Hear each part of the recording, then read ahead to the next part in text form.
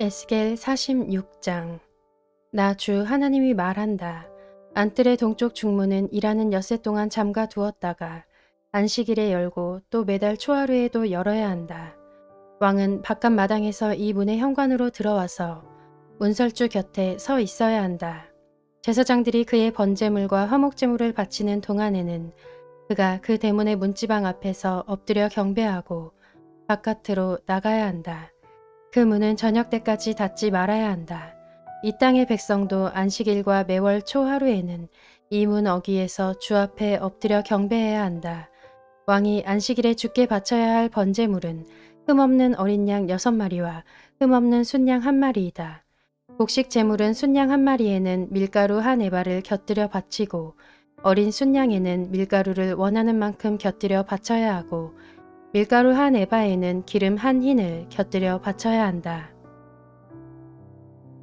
매달 초하루에는 흠없는 숫송아지 1마리와 어린 양 6마리와 순양 1마리를 흠없는 것으로 바쳐야 한다.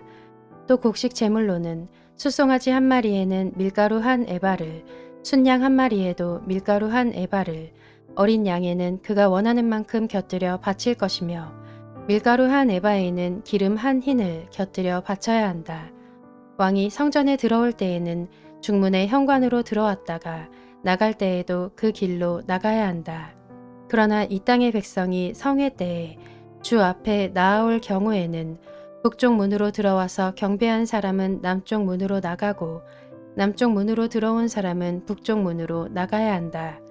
누구든지 들어온 문으로 되돌아 나가서는 안 되며 반드시 똑바로 앞쪽으로 나가야 한다.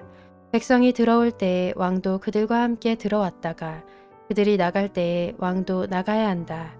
모든 절기와 성회 때에 바칠 곡식 제물은 숫송아지 1마리에는 밀가루 1에바를 곁들이고 순양 1마리에도 밀가루 1에바를 곁들이고 어린 순양에는 원하는 만큼 곁들여 바치고 밀가루 1에바에는 기름 1흰을 곁들여 바쳐야 한다.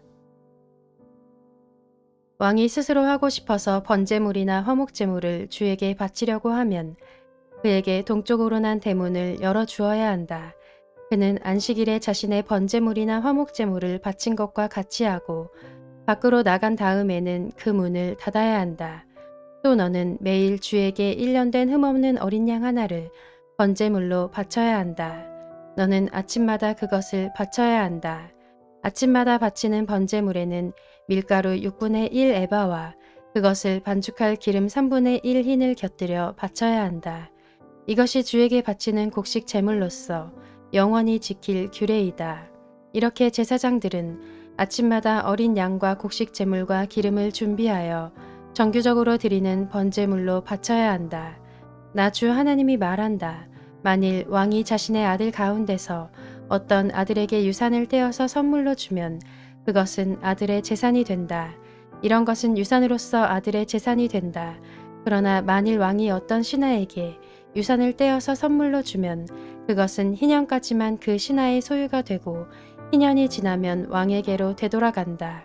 왕의 유산은 그의 아들들의 것으로서 오직 그들의 차지가 되어야 한다. 왕은 백성의 유산을 빼앗고 그들을 폭력으로 내쫓아서 그들의 유산을 차지해서는 안 된다. 왕은 자신의 재산만을 떼어서 자식들에게 유산으로 나누어 주어야 한다. 그래서 내 백성 가운데서는 아무도 자신의 재산을 잃고 멀리 흩어져 다니는 일이 없게 하여라. 그런 다음에 그가 나를 데리고 중문 곁에 있는 통로로 북쪽에 있는 제사장들의 거룩한 방에 이르렀는데 거기에서 보니 그 거룩한 방들의 뒤편 서쪽에 빈 터가 하나 있었다. 그가 나에게 일러주었다. 여기가 제사장들이 속건 제물과 속죄 제물을 삶으며 곡식 제물을 굽는 장소다. 그들이 그 제물을 바깥 뜰로 들고 나갔다가 그 거룩한 제물에 백성이 해를 입게 하는 일이 없게 하려고 한 것이다. 또 그가 나를 바깥 뜰로 데리고 나가서 그 뜰의 네 구석으로 나를 데리고 다녔는데 보니 구석마다 뜰이 하나씩 있었다. 그 뜰의 네 구석에는 담으로 둘린 작은 뜰들이 있었고 그 길이는 40자요 너비는 30자였다. 이렇게 네 뜰의 크기가 같았다. 그 작은 네 뜰에는 돌담이 둘러쳐 있었고 그 돌담 밑으로 돌아가며 고기를 삶는 솥이 걸려 있었다. 그가 내게 일러주었다. 이곳은 성전에서 시중드는 사람들이 백성의 희생 제물을 삼는 부엌이다.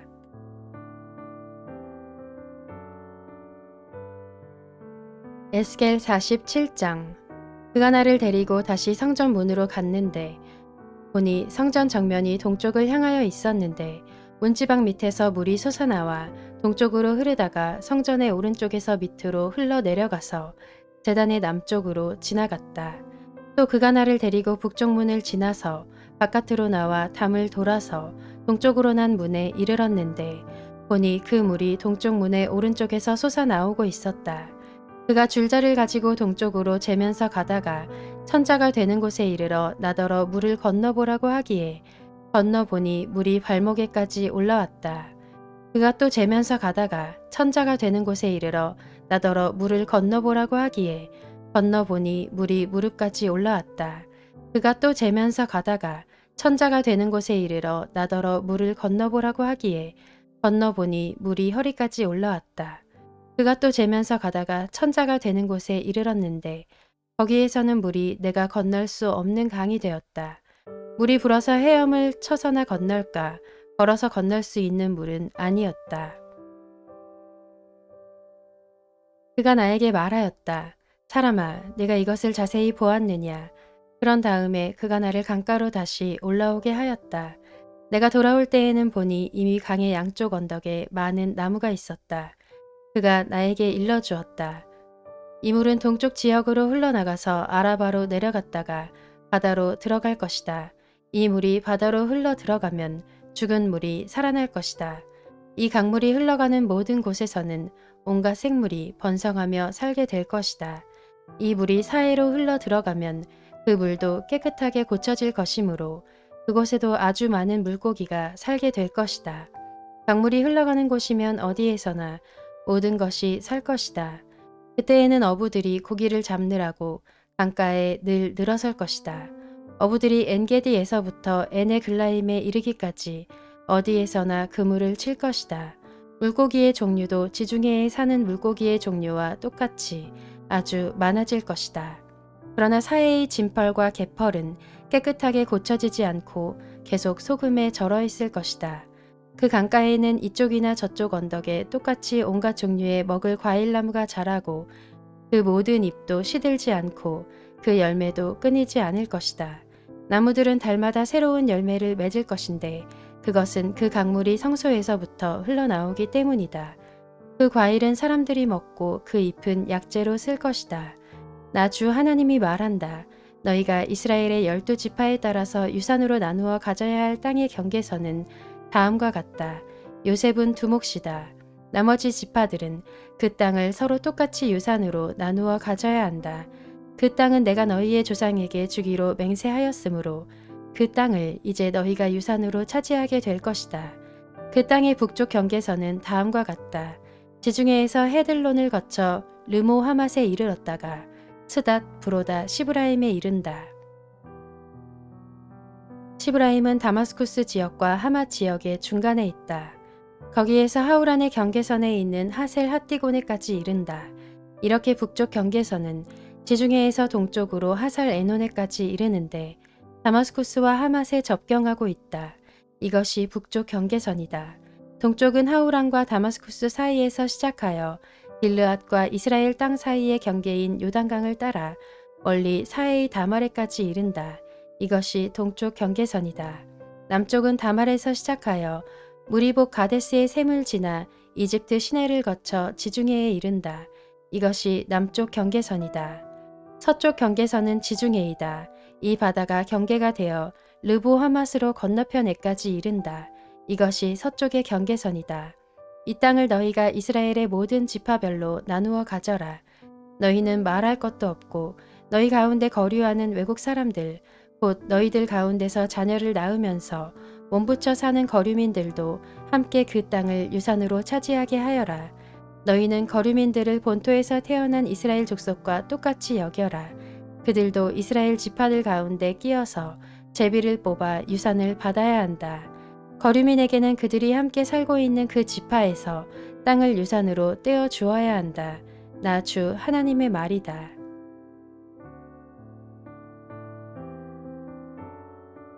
에스겔 48장. 지파들의 이름은 다음과 같다. 가장 북쪽에서부터 시작하여 헤들론 길을 따라 르보 하맛을 지나서 다마스쿠스와 하맛에 접경한 경계선을 타고 하잘 에노네까지, 곧 북쪽으로 하맛 경계선에 이르는 땅의 동쪽에서 서쪽까지의 땅은 단 지파의 몫이다. 단 지파의 경계선 다음으로 동쪽에서 서쪽까지는 아셀 지파의 몫이다. 아셀 지파의 경계선 다음으로 동쪽에서 서쪽까지는 납달리 지파의 몫이다. 납달리 지파의 경계선 다음으로 동쪽에서 서쪽까지는 므낫세 지파의 몫이다. 므낫세 지파의 경계선 다음으로 동쪽에서 서쪽까지는 에브라임 지파의 몫이다. 에브라임 지파의 경계선 다음으로 동쪽에서 서쪽까지는 르우벤 지파의 몫이다. 르우벤 지파의 경계선 다음으로 동쪽에서 서쪽까지는 유다 지파의 몫이다. 유다 지파의 경계선 다음으로 동쪽에서 서쪽까지는 너희가 거룩하게 바쳐야 할 땅이다. 그 너비는 25,000자이고 그 길이는 다른 지파들의 목과 같이 동쪽에서 서쪽까지이고 그 한가운데 성소를 세워야 한다. 너희가 주께 거룩하게 바쳐야 할 땅은 길이가 25,000자요 너비가 10,000자이다. 거룩하게 바친 이 땅은 제사장들에게 주어야 한다. 그들에게 줄 땅은 북쪽으로 길이가 25,000자, 서쪽으로 너비가 10,000자, 동쪽으로 너비가 10,000자, 남쪽으로 길이가 25,000자이다. 그 한가운데 주의 성소가 있어야 한다. 이 땅은 거룩히 구별된 제사장들, 곧 사독의 자손에게 주어야 한다. 그들은 이스라엘 자손이 잘못된 길로 갔을 때에 레위 지파의 자손이 잘못된 길로 간 것처럼 하지 않고 내가 맡겨준 직책을 지킨 사람들이다. 그러므로 그들은 거룩하게 바친 땅 가운데서도 가장 거룩한 땅을 받아야 하고 레위 지파의 경계선과 인접해 있어야 한다. 레위 지파가 차지할 땅도 제사장들의 경계선 옆에 그 길이가 25,000자요 너비가 10,000자이다. 그 전체의 길이는 25,000자요 너비는 20,000자이다. 그들은 이 땅을 팔거나 다른 땅과 바꿀 수가 없고 또 가장 좋은 이 부분을 다른 사람의 손에 넘겨 주어서도 안 된다. 그것은 주의 거룩한 땅이기 때문이다. 너비가 5,000자요 길이가 25,000자인 나머지 땅은 성읍을 세울 속된 땅이다. 그 한가운데 있는 땅은 성읍을 세워서 거주지로 사용하고 그 나머지는 빈터로 사용하여라. 그 성읍의 크기는 다음과 같다. 북쪽의 길이도 4,500자, 남쪽의 길이도 4,500자, 동쪽의 길이도 4,500자, 서쪽의 길이도 4,500자이다. 이 성읍 빈터의 크기는 북쪽의 너비가 250자, 남쪽의 너비가 250자, 동쪽의 너비가 250자, 서쪽의 너비가 250자이다. 거룩하게 바친 땅과 인접한 나머지 땅의 길이는 동쪽으로 10,000자이고 서쪽으로도 10,000자이다. 그 땅은 거룩하게 바친 땅과 인접하여야 하며 그 농산물은 성읍에서 일하는 사람들의 먹거리가 되어야 한다.